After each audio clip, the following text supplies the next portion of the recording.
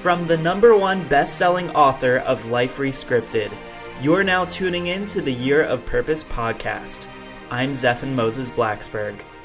International speaker Jen Grisanti is an acclaimed story and career consultant with her own firm, Jen Grisanti Consultancy, Inc., and a writing instructor for Writers on the Verge at NBC. She spent 12 years as a studio executive, including working as head of current programming at Spelling Television and VP of current programming at CBS Paramount. Jen also blogs for the Huffington Post and is an author of Storyline, Finding Gold in Your Life Story, TV Writing Toolkit, How to Write a Script That Sells, and her new book, Change Your Story, Change Your Life, A Path to Your Success. Jen, thanks so much for being here today. Thank you so much for having me. I love what you're doing with this podcast. I think it's great. Thanks so much. So, you and I have so much to talk about here because, as you know, I just released Life Rescripted, and I think that we both are in the same sort of line of work, that we have this filmmaking background and we understand that it's all about the story. And so many people today are just craving redesigning and rewriting their story. I'd love to just give them a little bit of background because you've got quite the history in the film industry, and I'd love to hear, how did you even initially get interested, and where did this sort of journey lead you? How did you get to today? Of course. So I started my career in 1992, essentially. I went to USC, studied film and television, got out in communications, got out, wasn't totally clear what I wanted to do, had interest in producing, had interest in writing, had interest in being an agent or a manager. So I really was not sure. And what I did that was a great step for people coming out of college was I went to a temp to permanent job placement firm called the Friedman Agency. And Leslie Kamar, who now opened her own agency called the Kamar Agency in Beverly Hills, placed me as an assistant to Aaron Spelling in 1992. So that really was the pivotal point in my career, coming out of school, getting that job. Aaron Spelling became my mentor for the next 12 years. I climbed the ladder from being his assistant to being the head of current programming, and covered shows between 1994 and 2004, including 90210, Melrose Place, the originals, and Charmed and Seventh Heaven, and everything that Spelling did between 1994 and 2004. And then I became the vice president of current programming at CBS Paramount, where I covered numbers, NCIS, the 4400, and Girlfriends. And that's where my story kind of took a twist. I ended up in a situation where my contract wasn't picked up. So after 15 years with two sister companies, kind of in mid-pursuit of my desire to be a head of a studio, I had to redefine what my path was and how I could take all the value from all of the executive producers, showrunners, and writers that I learned from over the years, and put it into a business. And so in 2008, I opened Jen Grisanti Consultancy, which is a writer's consultancy where writers pay me a fee on a per project basis. So the idea is that they have like their own private studio executive, and I kind of give them perspective of what the studio, what the network is looking for in their writing. And that led me to write 3 books, and that led me to speak around the world. And that is where I am today. So it sounds like you really lived a prime example of, and this is something that I've heard so many speakers and people speak about, is that when you have this option, right, to create your own thing or stay within this bubble of comfort and where you have been, a lot of people think, oh, well, why would I take the leap? It's so scary. All these things could happen. But you're a prime example of where, you had what seemed to be a very safe job and position, and it can be pulled out from underneath of you. Is that correct? Yep. Yep. I think the fascinating thing is like, I remember right before it happened, I would read about all these other executives that it happened to. And I would think, oh, I want that situation. I want to be paid out, my contract to be paid out for 8 months and to see what that journey is. And it is a funny thing how it manifested itself because it happened on the heels of a situation that kind of came out of nowhere. And yes, it definitely was the feeling of what you're describing, where it felt like my carpet was pulled out from under me and, life as I knew it shifted. And I really had to look into the idea of if I wasn't Jen Grisanti, the studio executive, the vice president, which took me 13 years to get that title, then who was I? And I really had to, dig deep and figure out, where was my value, what was my purpose, how could I take what I love to do in my job, which and what I was known for, which was giving strong development notes, and how could I turn that into an advantage for the storyteller, whether it be the fiction storyteller or the entrepreneur or anyone who really needs to understand what is the best way to tell and sell their story. Yeah, I mean, I think that it's huge. It's all about your story, right? I mean, Yep. everybody wants to get to the end of their life. And, I always picture myself as at some point, I'll probably have grandkids that are like, oh, what did you do when you were, in your 20s or 30s? And what did you do with your Yep. life? And I just would love to have this crazy story, that almost looks like a movie. And it could almost be a movie. And I think that everybody at least wants to have some sort of a story where they can truly look back and be proud of it. Let me ask you this, Jen. How long did it take from, realizing that you would have to make a pivot in your career to actually opening up the consultancy? I mean, are we talking, a week or two later, all of a sudden you just said, I'm Oh, dedicated? no, no. I honestly wish I had been that wise and full of knowledge of knowing what to do next. I think my first thing I did, which I have to say was advantageous as well, is I knew that I had to heal. Like it really came out of nowhere. I had never been warned. It was on the heels of a situation and a heated discussion with the wrong person on the wrong day. And, I really had to heal from, you know, my part in it, as well as the recognition of feeling betrayed by the corporate part of it. And I really had to like move through those emotions and define, you know, again, like I think my dilemma, which is everything I teach people, is like borrowing from the story world and applying those tools to our life. And I knew for me, this was my trigger incident. And the dilemma it pushed me into was I could either continue working for someone else and have the rug pulled out from under me again, or I could take matters into my own hands. And at that point, I had been working in the business 17 years.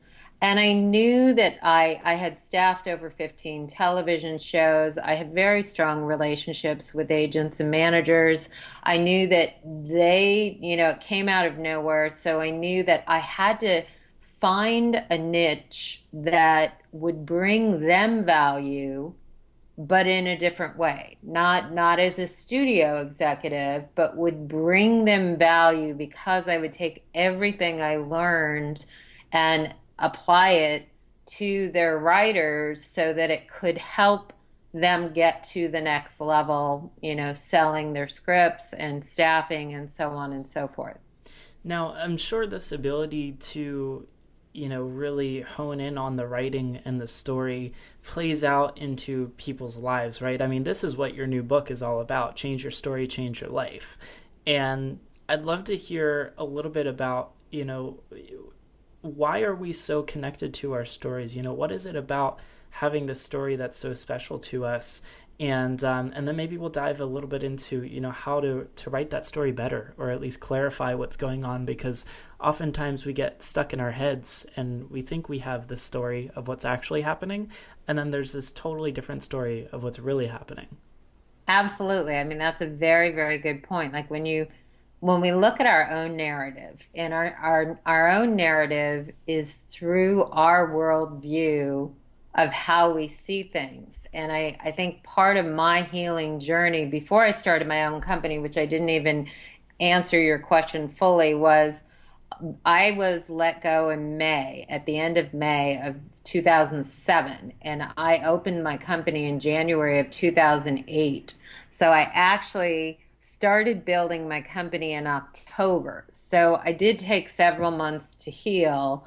And then I had the good fortune of going to CAA, Creative Artists Agency, and they guided me, their business development listened to my idea for my company, and that kind of opened doors and created a path that really helped to lead to where I am today. And then the idea of change your story, change your life is helping people to kind of look at their narratives and their worldviews. And, I love the word you use, pivot. I love that book, Pivot.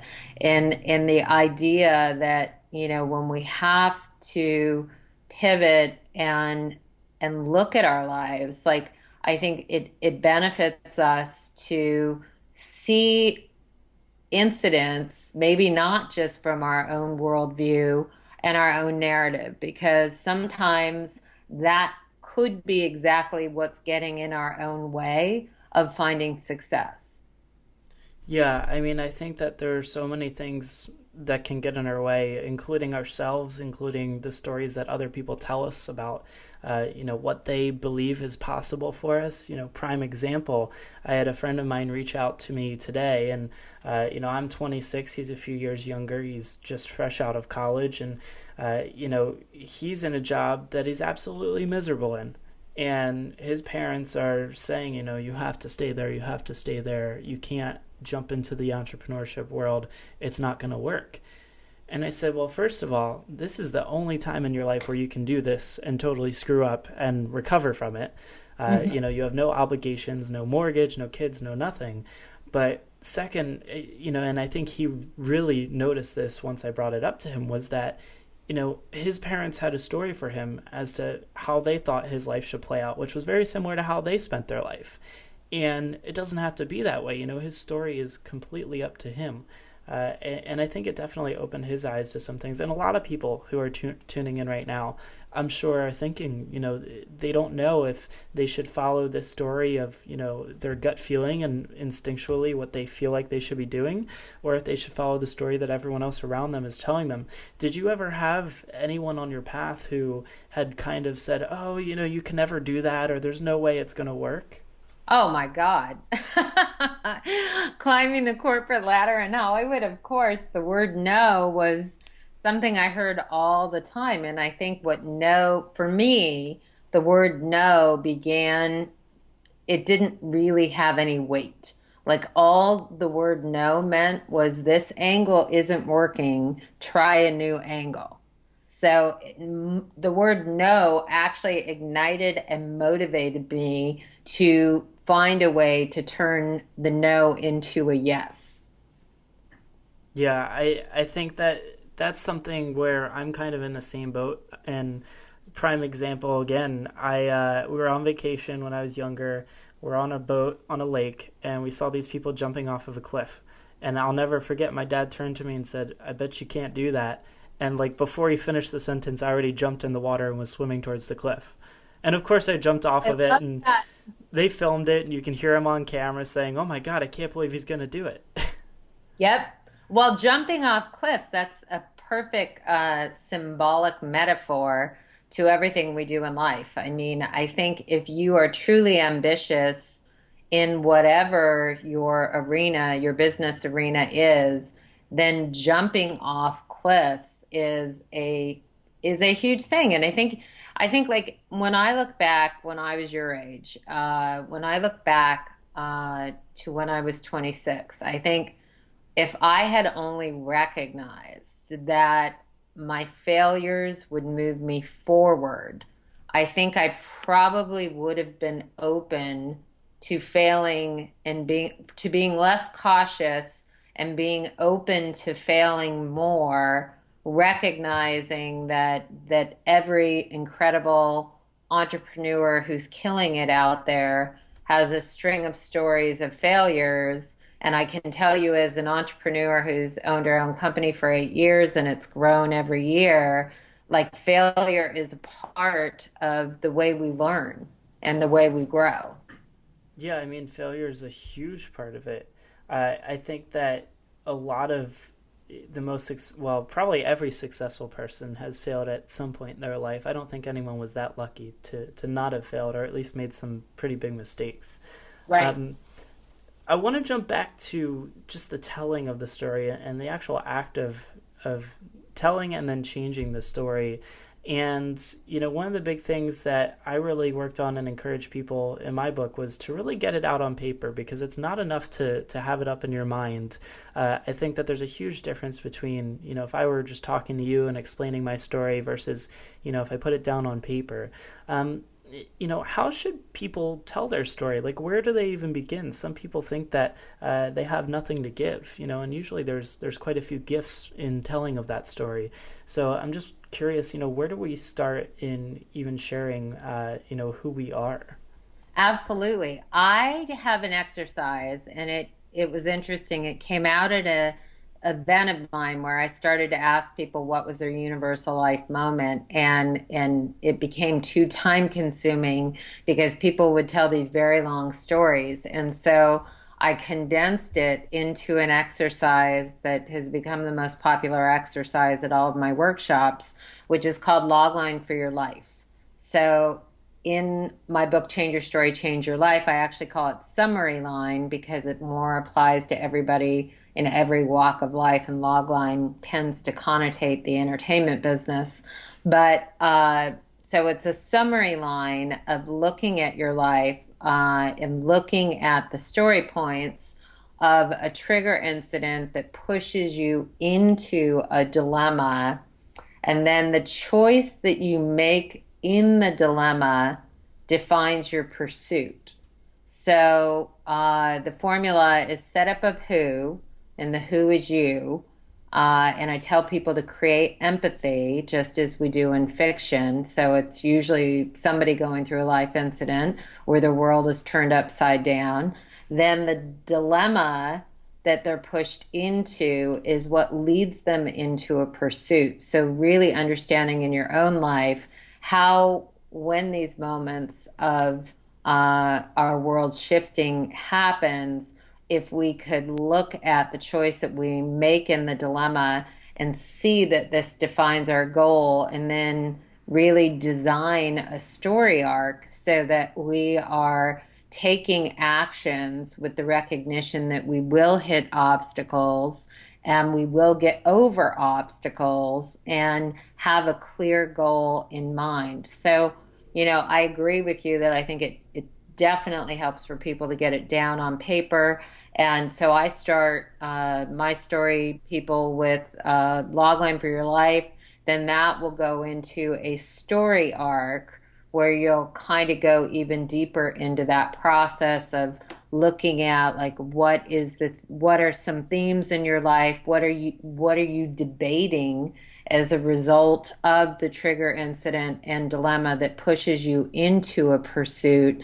And really seeing that, we all have story arcs. We all have a story to tell, and understanding how to tell our story, and understanding that our emotional truth is what ignites our voice, and our voice is what connects us to the people very often in business and our target audience.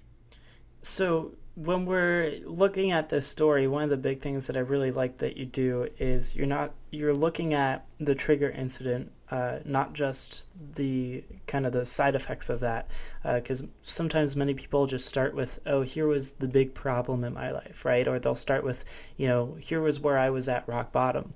And I think it's so important to go back to the trigger incident and really bring up, where they were at before that even happened. Because, Yep. if this is the one big thing that transformed their life, I think it helps big time to know what type of person was this guy or girl, before that even happened. Um, Absolutely. so I really like that you do that. Now, there was something when I was just in doing some research on your website and finding out more about you, was that you had mentioned adding fiction to your truth in your writing. So I was curious to hear from you what this meant and how we can go about adding fiction to our truth to, I guess, are we embellishing it? Are we making it more interesting? Yeah, I mean, adding fiction creates safety. So if people want to bury their emotional truth, because so many writers or storytellers are afraid to really dig deep because of who it may affect in their life.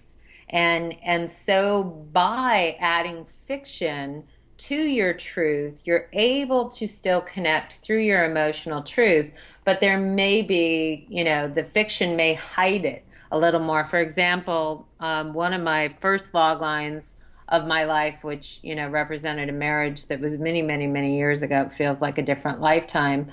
That was a newly married bride obsessed with fairy tales, falls through a rabbit hole, and wakes up president of Cheated on Anonymous. Mm.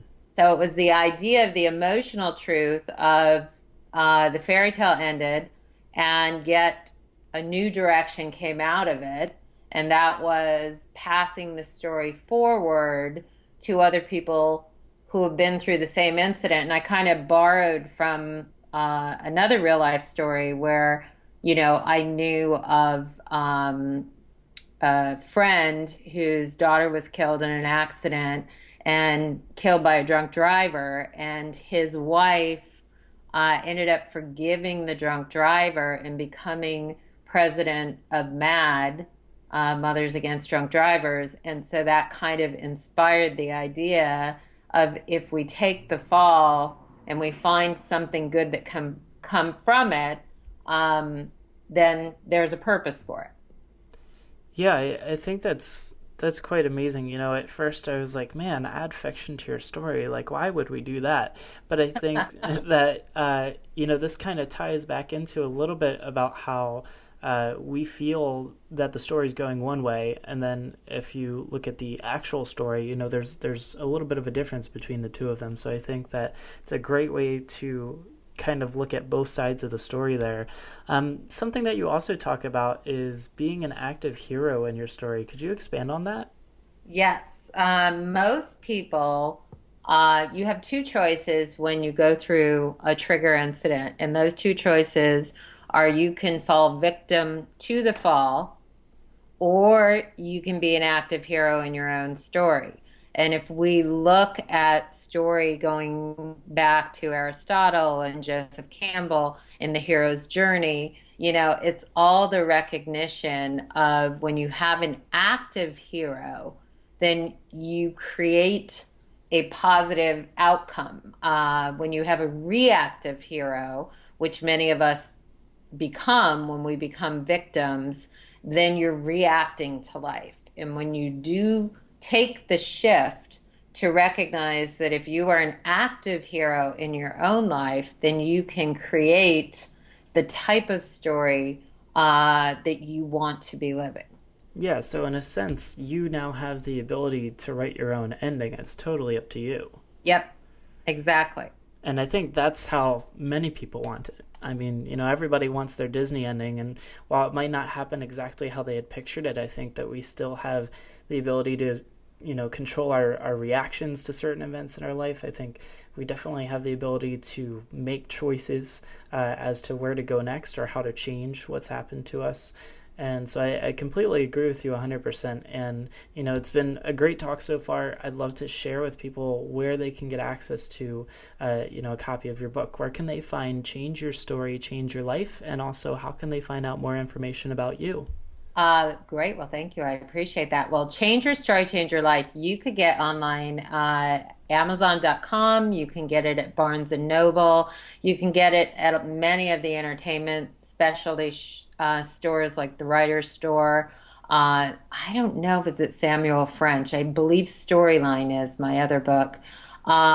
If you want to get in touch with me, it's very easy. My website is jengrisanti.com, and my email is jen@jengrisanti.com. And my website is full of resources and information and videos and links and all kinds of stuff for storytellers. Perfect. Thanks so much for that. And Jen, is there any, sort of final parting words or words of wisdom just for anyone tuning in who's thinking that, it's really time to make a change in their story? Absolutely. Really recognize that rock bottom, all is lost. These are the gold that connects us to others. So recognizing that by spinning that gold and becoming active in your own story, you can create an even more positive outcome than the original direction you were going. Perfect. Thank you so much for being here, Jen. And I think that's an amazing way to end the episode. And it's been a pleasure speaking with you. It's been great speaking with you too. Thank you so much. Hey everyone, it's Zeph. Did you like this episode? Be sure to subscribe so that you can tune in next week and tell a friend about the show. If you want access to free training and exclusive interviews on success, happiness, lifestyle design, and adventure, visit me at yearofpurpose.com. Until next time, go out and let life surprise you so that you can live a life rescripted.